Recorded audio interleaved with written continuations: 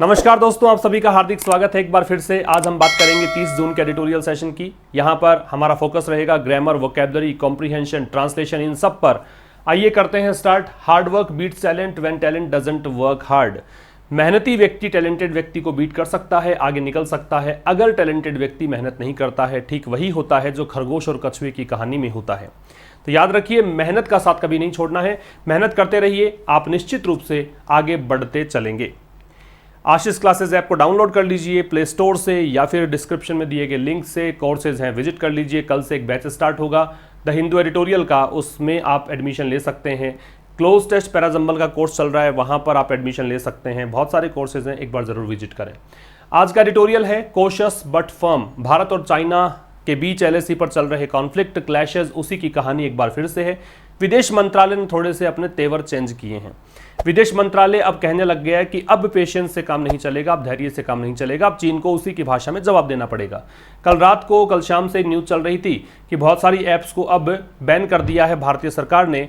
और कुछ आपने देखा होगा न्यूज़ चैनल्स में या फिर सोशल मीडिया पर ऐसे मैसेजेस वायरल होने शुरू हो गए कि ये एक स्ट्राइक है, सर्जिकल स्ट्राइक है, और ये सर्जिकल स्ट्राइक की गई डिजिटल प्लेटफॉर्म्स पर।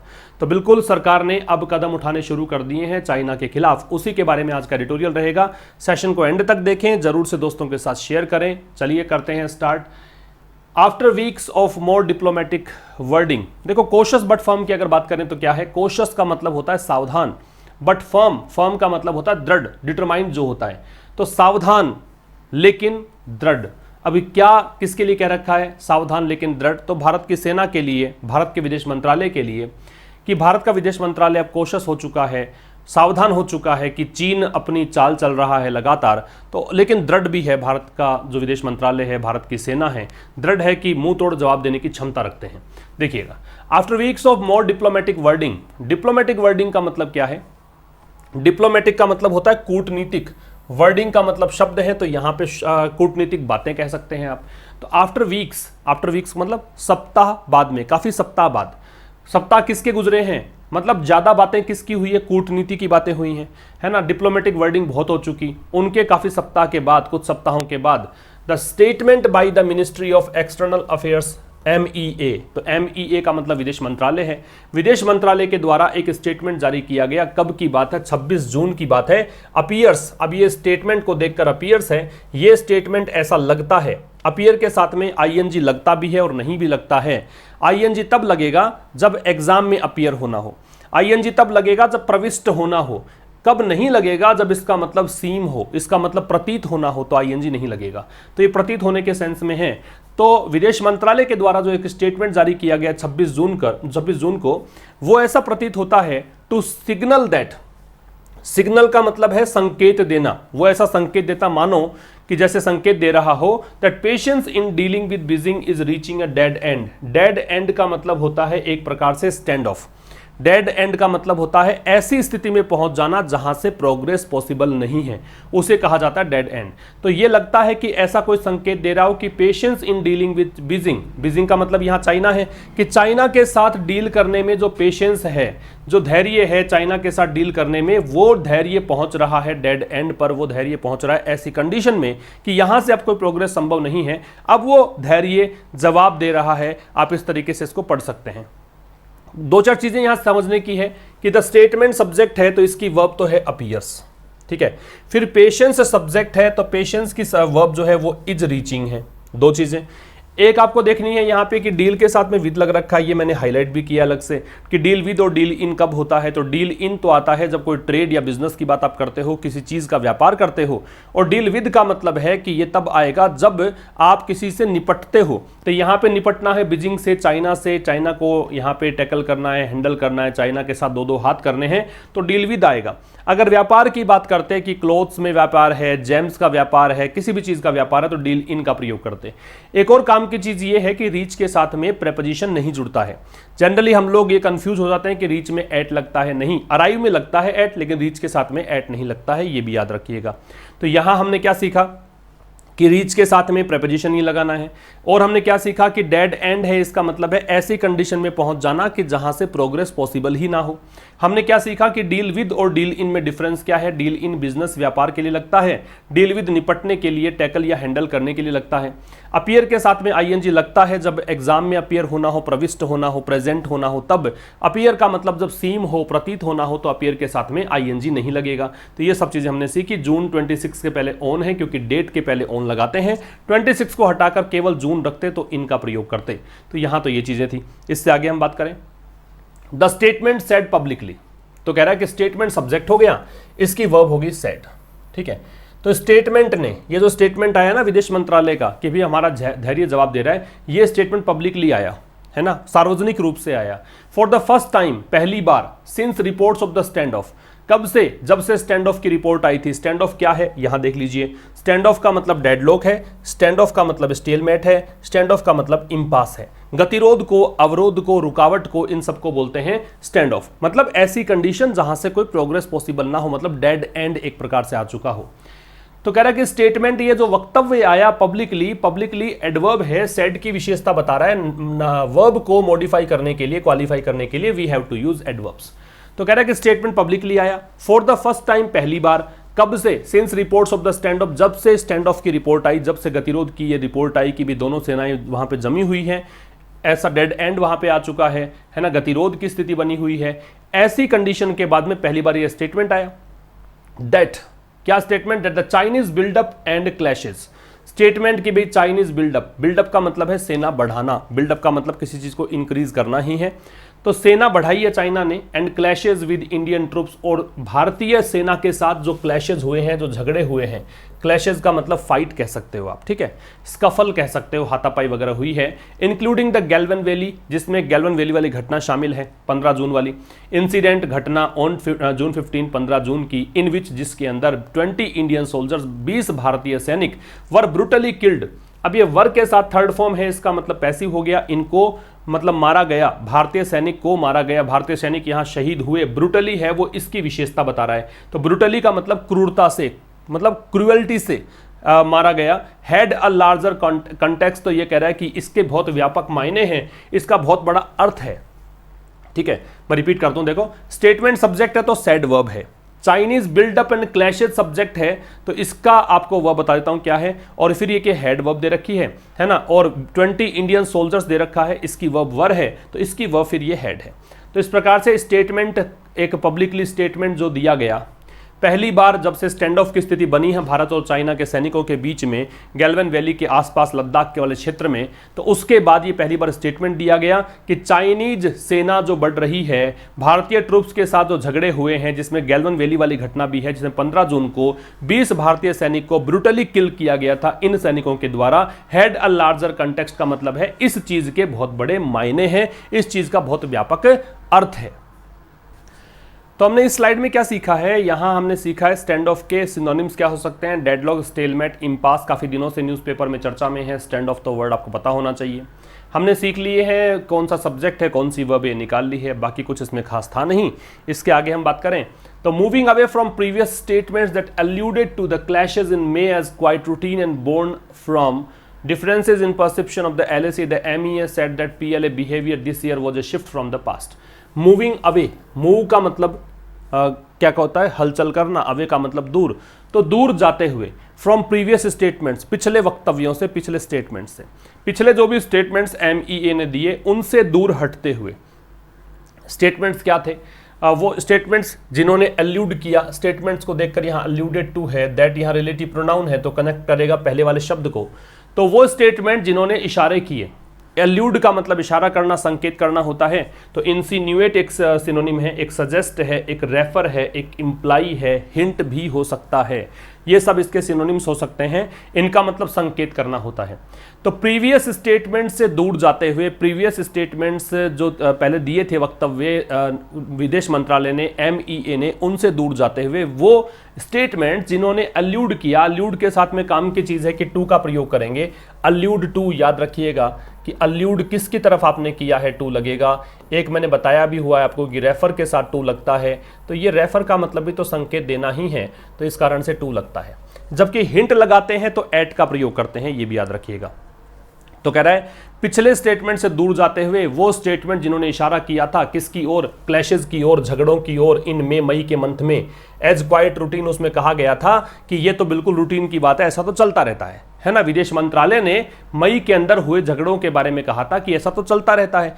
अब उन स्टेटमेंट से विदेश मंत्रालय हट रहा है दूर, कुछ नए स्टेटमेंट रिलीज कर रहा है और आगे कहा था कि and born from differences in perception of the LAC, और कह रहा था कि भाई ये जो झगड़े हैं वो बोर्न का मतलब होता है जनित। कभी देखो आप देखते हो साइंस में पढ़ते हो आप, फूड बोर्न डिजीज, भोजन जनित, वाटर बोर्न पानी जनित, जल जनित रोग, है ना। तो वो ये जनित का मतलब इससे पैदा हुए हैं। डिफरेंसेस का मतलब मतभेद होता है, परसेप्शन का मतलब धारणा, धारणा का मतलब आपका अंडरस्टैंडिंग, आप क्या सोचते हैं वो आपकी परसेप्शन है। तो कह रहा कि ये झगड़े जो है विदेश मंत्रालय ने कहा था, इशारा किया था कि ये झगड़े क्वाइट रूटीन है, बिल्कुल रूटीन की बात है, रोजमर्रा में ऐसा देखने में आता है कि छोटे मोटे झगड़े चलते रहते हैं। और ये झगड़े किससे पैदा होते हैं, ये LAC के संदर्भ में कुछ परसेप्शन है उनमें डिफरेंसेस के कारण पैदा होते हैं। चाइना वाले कहते हैं कि LAC हमारी यहां तक है, भारत वाले कहते हैं कि यहां तक नहीं है, यहां तक तो हमारी LAC है, यहां तक तो हमारा क्षेत्र है। इस बारे में जो धारणाएं हैं दोनों देशों की सेना के बीच में, उनके कारण ये झगड़े पैदा होते हैं। अब कह रहा है कि द MEEA सेड दैट, तो मूविंग अवे, दूर जाते हुए, ये प्रेजेंट पार्टिसिपल का काम यहां पे करेगा, दूर जाते हुए MEA विदेश मंत्रालय ने कहा that the PLA behaviour, PLA यहां पे पीपल लिबरेशन आर्मी वहां की सेना के बारे में है। तो कह रहा है कि वहां के जो आर्मी का बिहेवियर है इस साल वॉज अ शिफ्ट, ये बदला हुआ था, वॉज अ शिफ्ट, एक बदलाव था फ्रॉम द पास्ट, पिछले बार के बिहेवियर की तुलना में। बात समझ में आई?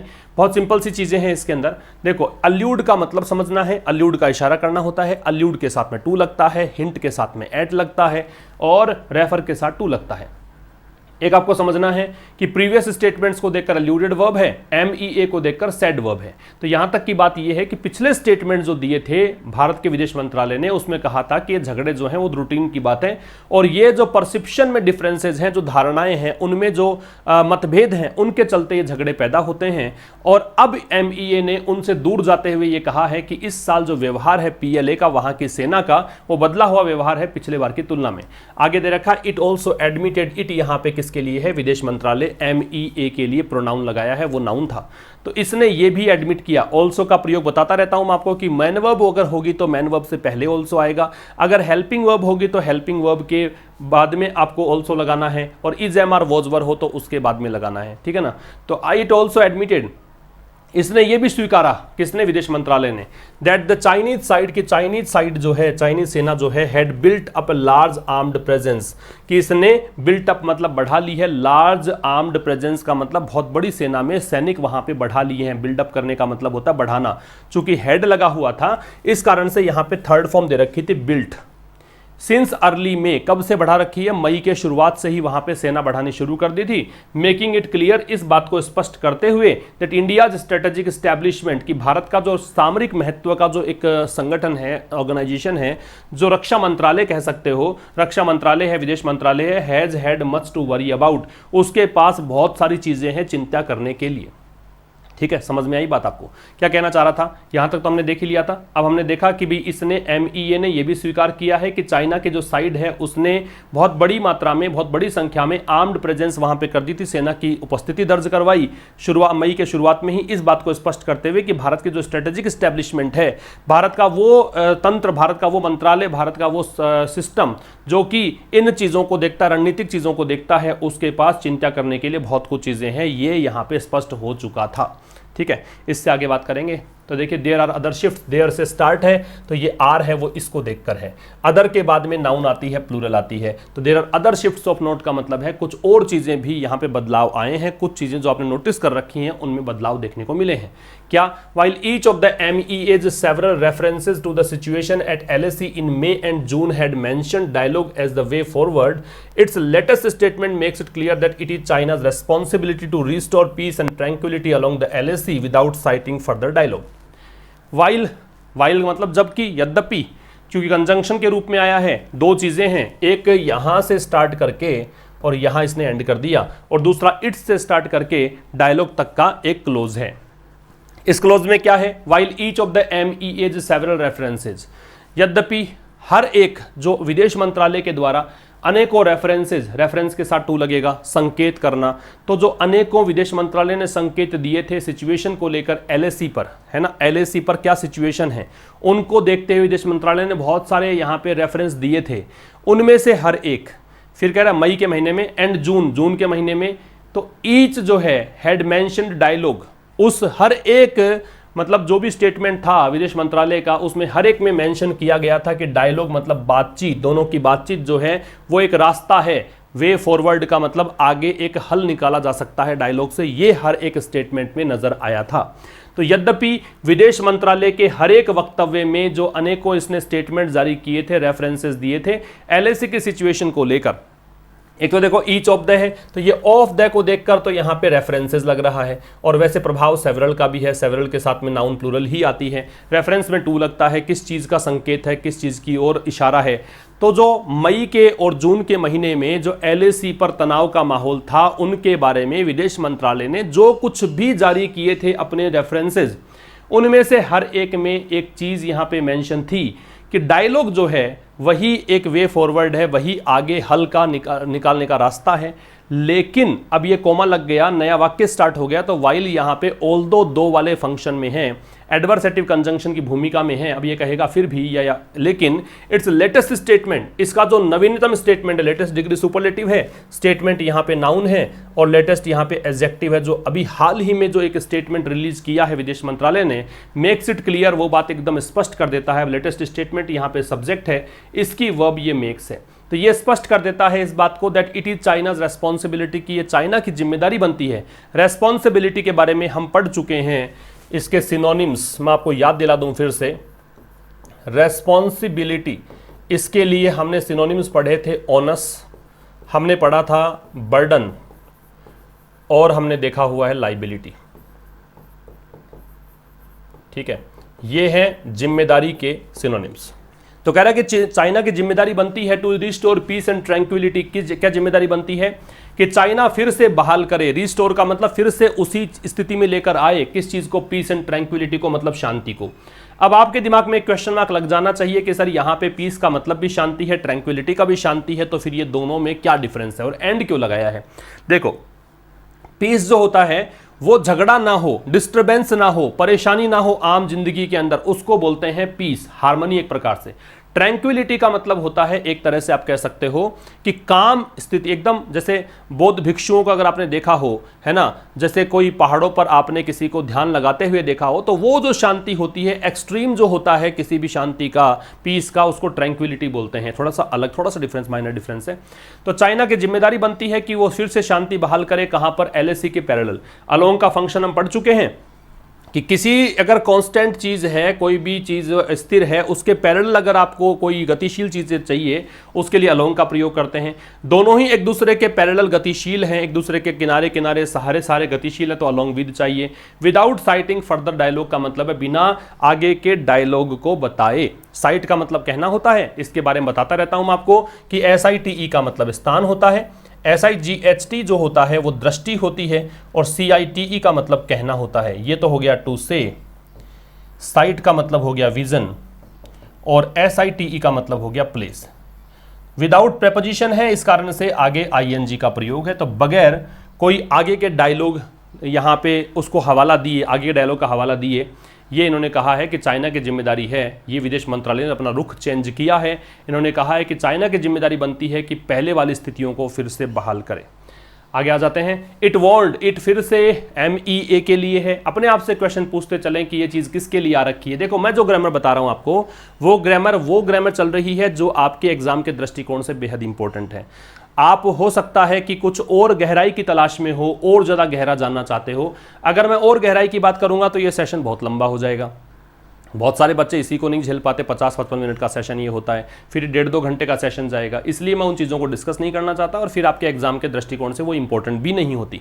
वो उन लोगों के लिए इंपॉर्टेंट है जो पढ़ाना चाहते हैं, वो उनके लिए इंपॉर्टेंट है जो टीचिंग में इंडल्ज हैं, जो पढ़ाते हैं, है ना, उन शिक्षक लोगों के लिए, उन टीचर्स के लिए उपयोगी है। तो मैं उनकी बात ना करते हुए मैं उनकी बात करता हूँ जो कॉम्पिटिटिव एग्जाम के लिए इंपॉर्टेंट है। याद रखिए इस चीज़ों को। इट वॉन्ट, तो ये MEA जो है उसके लिए प्रोनाउन है, और ये इसका वॉन्ट क्रिया हो गई। तो इसने चेतावनी दी है MEA ने, that A continuation of the current situation, कि, दैट का मतलब कि, अ कंटिन्यूशन ये नाउन हो गया, TION एंडिंग जो शब्द होते हैं वो नाउन होते हैं, कि जो कंटिन्यूशन है अब द करंट सिचुएशन, इस वर्तमान स्थिति का अगर कोई लगातार चलती है ये स्थिति, would only vitiate the atmosphere, तो ये माहौल को केवल खराब करेगी। विशिएट का मतलब है स्पॉइल कर देना, तो ये माहौल को खराब करेगी, एक कह सकते हो इस माहौल को डिटीरियोरेट करेगी। आप डिटीरियोरेट भी कर सकते हो, और अधिक खराब करेगी, डिटीरियोरेट, या फिर कह सकते हो वर्सन करेगी।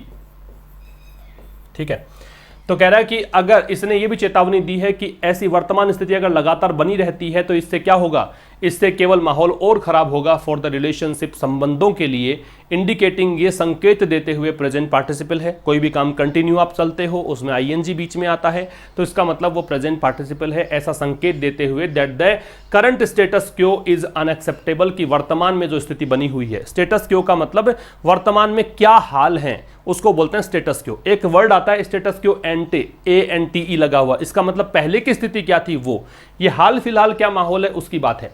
तो ये संकेत देते हुए कि हाल फिलहाल जो स्थिति है इज अनएक्सेप्टेबल, ये अस्वीकार्य है, ये स्वीकार नहीं की जा सकती है। अनएक्सेप्टेबल है वो एडजेक्टिव है, कॉम्प्लीमेंट है, वैसे यहाँ पे इज है वो यहाँ पे वर्ब है, और लिंकिंग वर्ब है।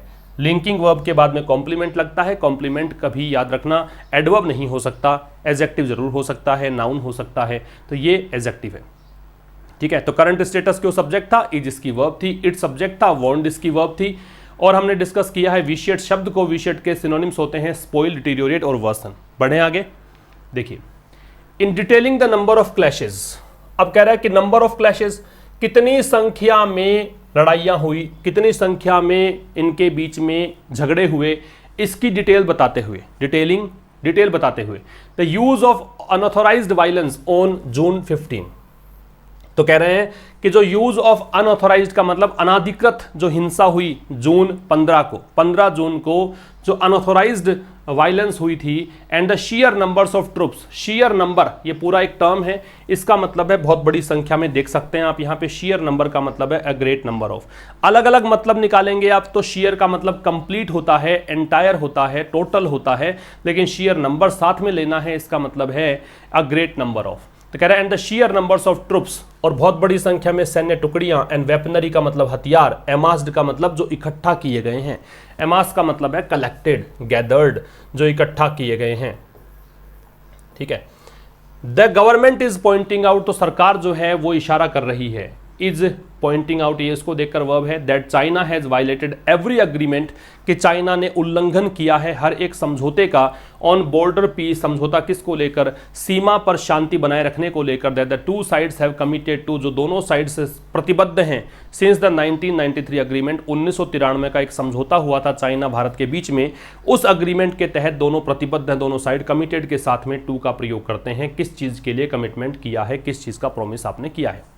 तो यहां हम देखेंगे तो संख्या, भाई कितने संख्या में यहां पे बढ़ोतरी हुई है, कितनी संख्या में, detailing the number of clashes, कितनी संख्या में यहां पे क्लैशेस हुए हैं उसको डिटेल बताते हुए, जो यूज ऑफ अनऑथोराइज्ड वायलेंस है, जो अनाधिकृत तरीके से हिंसा हुई थी 15 जून को, और जो बहुत बड़ी संख्या में जो सेना और हथियार वहां पे इकट्ठे किए गए हैं, तो गवर्नमेंट ने कहा है, उनका डिटेल बताते हुए, उसकी डिटेल में जाते हुए, उसकी गहराई में जाते हुए ये बताया है कि भी सरकार जो है वो पॉइंट आउट कर रही है कि चाइना जो है उसने हर एक एग्रीमेंट का वायलेशन किया है। वायलेट को आप और तरीकों से भी दर्शा सकते हो, वायलेट को आप लिख सकते हो इनफ्रिंज, वायलेट को आप लिख सकते हो कंट्रावीन, ठीक है, वायलेट को आप लिख सकते हो फ्लाउट।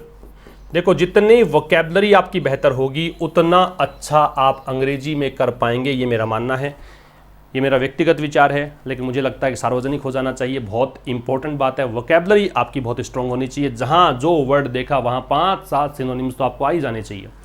और ये प्रयास बहुत अच्छे हैं, काफ़ी सारे स्टूडेंट जुड़ चुके हैं। मैंने बताया था आपको कि बहुत सारे बच्चे आजकल कमेंट्स के जरिए बताते हैं कि मैंने शुरू से लेकर लास्ट तक क्या पढ़ाया। अभी उस लिस्ट को देखेंगे आप तो 10-15 बच्चे एक्टिव हैं और बहुत अच्छा वो कर रहे हैं। मैं सैटरडे को उनके नाम अनाउंस करूंगा, आप करते जाएं, बहुत अच्छा वो लोग कर रहे हैं। ठीक है, तो ये सब हमने देखा। इसके अंदर आगे बात करते हैं। आगे देखिए, इन शॉर्ट, संक्षेप में कहें, इन शॉर्ट मतलब संक्षेप में कह दीजिए बातों को, तो द मैसेज इज दिस, तो संदेश ये है, मैसेज सब्जेक्ट इज वर्ब, यह है not only is the situation, याद रखिएगा नॉट ओनली से स्टार्ट करोगे तो इन्वर्जन लगता है, देयर से स्टार्ट करोगे तो इन्वर्जन लगता है। इन्वर्जन का मतलब वर्ब सब्जेक्ट से पहले आती है। संदेश ये है कि ना केवल सिचुएशन एलएसी पर, एलएसी ऑफ कंसर्न है ना, not only is the situation at the LAC of concern, ना केवल एलएसी पर जो सिचुएशन है वो चिंता की है, but China's actions have also probably undone decades of careful negotiations on the boundary, बल्कि चाइना के जो एक्शंस हैं, चाइना के जो कार्यवाही है, जो भी काम कर रहा है चाइना फिलहाल, उन एक्शंस ने प्रोबेबली संभवतया, अंडन मतलब चौपट कर दिया है, जो किए किराए पर पानी फेर दिया है। डन का ऑपोजिट अंडन, डन मतलब अपने काम कंप्लीट कर दिया, अन लगाने से वो काम अपने चौपट कर दिया, पानी फेर दिया पूरे काम पर। डिकेड्स का मतलब दशकों की, ऑफ केयरफुल नेगोशिएशन, दशकों से जो केयरफुल नेगोशिएशन होता आ रहा था, बड़े सावधानी से, बड़े ध्यानपूर्वक शांति समझौतों का पालन किया जा रहा था सीमा पर, उन सबको चौपट इसने कर दिया है चाइना के एक्शंस ने। मैसेज सब्जेक्ट था, इसकी वर्ब ये वाली है। चाइनाज एक्शन सब्जेक्ट है, इसकी वर्ब ये हैव है। ऑल्सो का प्रयोग हेल्पिंग वर्ब के बाद में है, ये तो बताता रहता हूं मैं आपको, ऑल्सो वाला प्रयोग ध्यान रखेंगे आप। नॉट ओनली से स्टार्ट हो तो इन्वर्जन है, ये पहले वर्ब है, उसके बाद में ये सिचुएशन सब्जेक्ट है, ये सब्जेक्ट है, मैंने हाईलाइट नहीं किया इसको, ठीक है। अंडन का मतलब बर्बाद कर देना होता है, अंडन वर्ब है, तो इसको मॉडिफाई करने के लिए यहाँ पे प्रोबेबली एडवर्ब है ना, ये सब बात आपने समझ ली। इससे आगे देखिएगा, गिवन ऑल दैट, गिवन का मतलब कंसीडर करते हुए, प्रेपोजिशन है, बहुत बार बताया मैंने, हर एक एडिटोरियल में शायद ये आ जाता है। तो given all that the MEA statement now acknowledges, तो इन सब को देखते हुए, गिवन ऑल दैट, ये सब देखते हुए कि एमईए का स्टेटमेंट जो है, विदेश मंत्रालय का जो स्टेटमेंट है, नाउ एक्नॉलेजेस मतलब अब वो स्वीकार करता है। एक्नॉलेज का मतलब स्वीकार करना, एडमिट करना। इट इज ओनली इनएविटेबल, कि ये अब केवल अनअवॉइडेबल कंडीशन है। इनएविटेबल क्या है देख लीजिए, अनअवॉइडेबल, इनएस्केपेबल, सर्टेन, कि अब तो ये निश्चित ही है, अवश्यम भावी ही है, इसको टाला नहीं जा सकता है। That the government will face probing questions, की गवर्नमेंट जो है, अब गवर्नमेंट यहाँ पे फेस करेगी क्या, प्रोबिंग क्वेश्चंस। प्रोबिंग क्वेश्चन का मतलब जांचने वाले प्रश्न, इन्वेस्टिगेट करने वाले प्रश्न। प्रोब का मतलब जांच करना होता है, एग्जामिन करना होता है, ठीक है। तो गवर्नमेंट यहाँ पे प्रोबिंग क्वेश्चंस को फेस करेगी, मतलब वो प्रश्न कि जो इससे पूछताछ करेंगे सरकार से, किस बात को लेकर, ऑन इट साइलेंस, इसकी चुप्पी पर लेकर के सरकार इतने दिन तक चुप क्यों रही, ये सामना करना पड़ेगा गवर्नमेंट को। When such a large troop mobilisation, कब, जब ऐसा एक बहुत बड़ी संख्या में मोबिलाइजेशन हुआ, एकत्रीकरण हुआ, मोबिलाइजेशन गतिशीलता को बोलते हैं वैसे। सच अ लार्ज, सच के बाद में ही आर्टिकल लगता है, हमने कल भी डिस्कस किया था कि सच अपने बाद में आर्टिकल लेता है, पहले कभी नहीं लेता। अ लार्ज ट्रूप, इतनी बड़ी मात्रा में, इतना बड़े मात्रा में सैनिकों को इकट्ठा किया चाइना के द्वारा।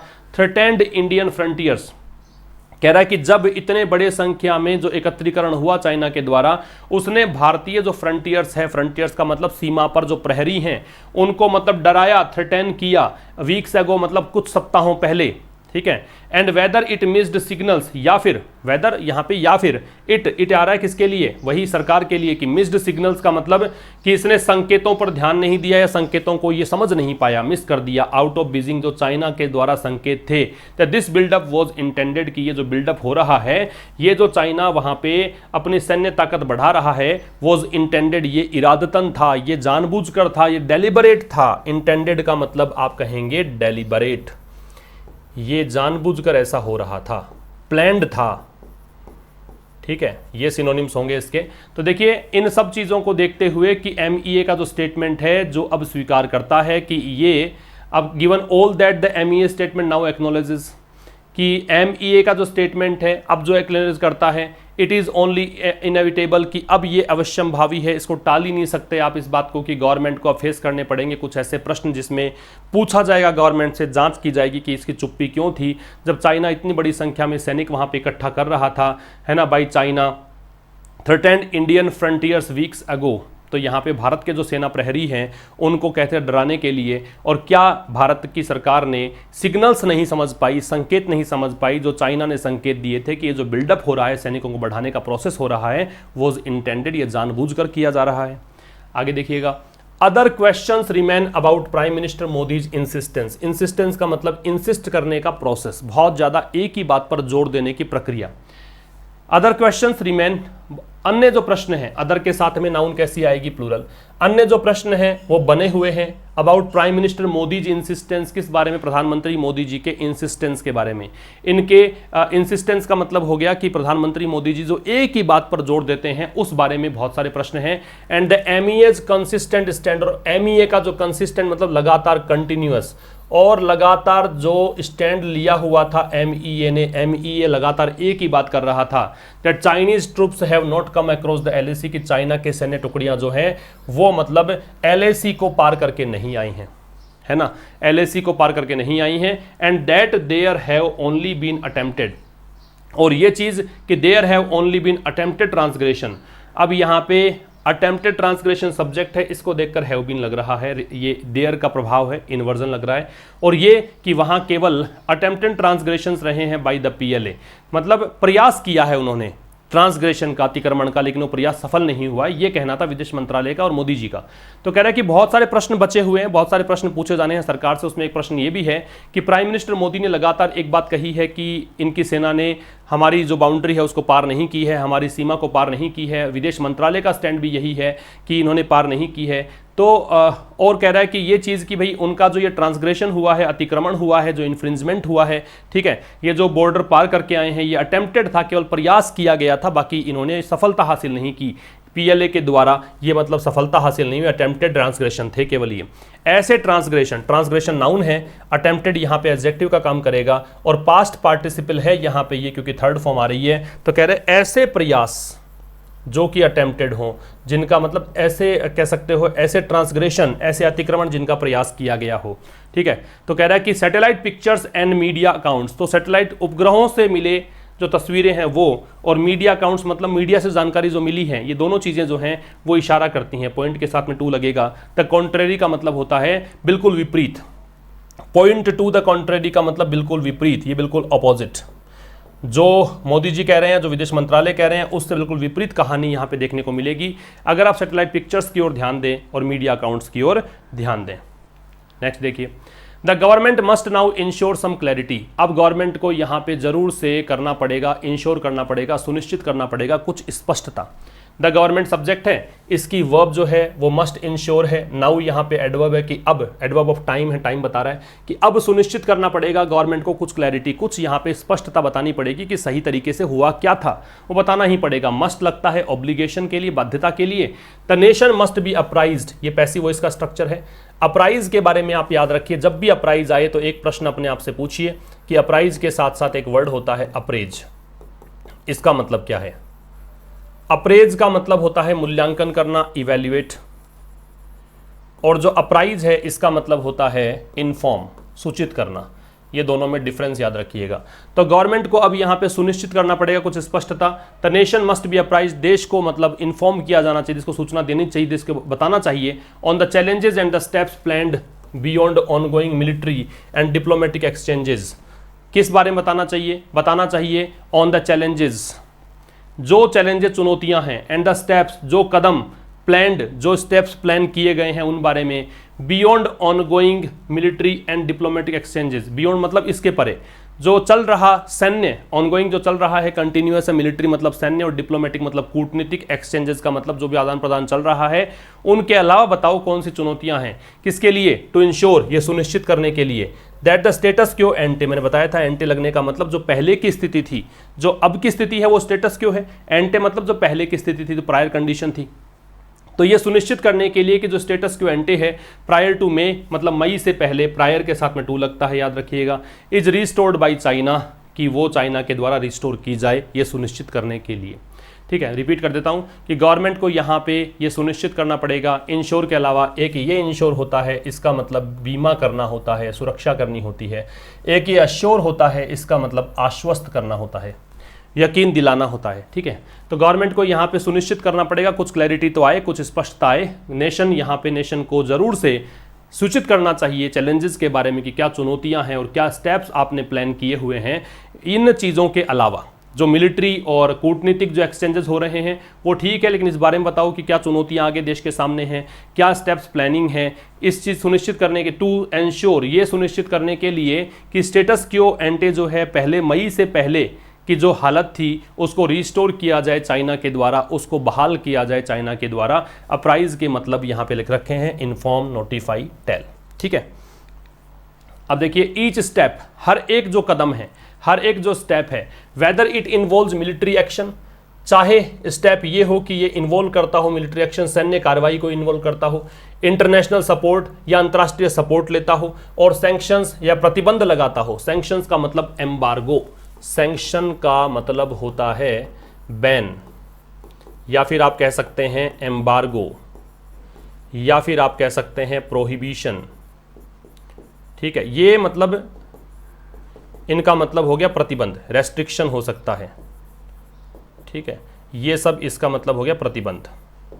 तो कह रहा है कि हर एक step, whether it involves, it यहां पे इस ये वर्ब है इट के साथ में, कि हर एक स्टेप चाहे वो मिलिट्री एक्शन को इन्वॉल्व करती हो सरकार, या अंतर्राष्ट्रीय सपोर्ट लेती हो, या प्रतिबंध लगाती हो बाय बैनिंग। कैसे प्रतिबंध लगाए? बैन करके। क्या पर बैन करके? चाइनीज उत्पादों को, चाइनीज प्रोडक्ट्स को, और the participation of Chinese telecom, या चाइना के टेलीकॉम जो कंपनियां हैं उनके पार्टिसिपेशन को बैन करके, एंड अदर कंपनीज, दूसरे कंपनीज को बैन करके। अब ये जो ईच स्टेप है इसकी वर्ब है विल कम।